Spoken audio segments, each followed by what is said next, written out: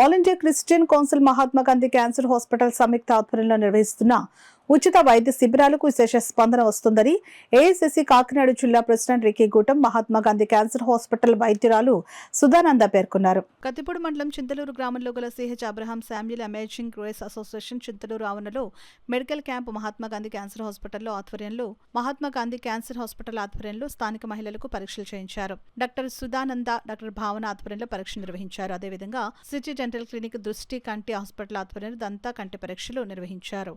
ఈ మెడికల్ క్యాంపులను ప్రజలు సద్వినియోగపరుచుకోవాల్సిందిగా పిలుపునిచ్చారు.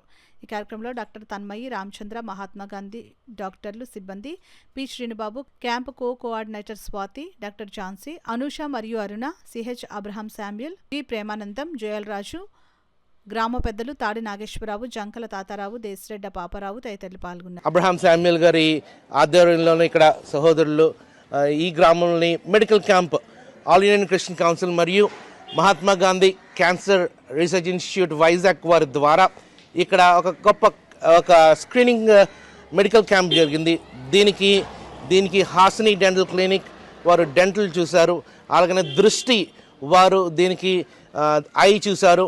దీనికి సపోర్ట్ జనరల్గా ట్రినిటీ హాస్పిటల్ కాకినాడ నుంచి మెడిసిన్స్ సప్లై చేశారు. అలాగే శ్రీహర్ష వారు మెడిసిన్స్ సప్లై చేశారు. దుర్గా సోంప్రసాద్ ట్రస్ట్ మెడిసిన్స్ సప్లై చేశారు.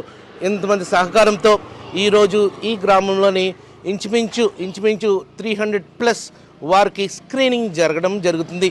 దీంట్లో ఇంచుమించు 120+ వారికి క్యాన్సర్ స్క్రీనింగ్ టెస్ట్ డాక్టర్ గారి ద్వారా ఇక్కడ చేశారు. వారందరూ Mahatma Gandhi cancer research institute వచ్చినందుకు వారికి మా ధన్యవాదాలు ఆల్ ఇండియన్ క్రిస్టియన్ కౌన్సిల్ తరపున.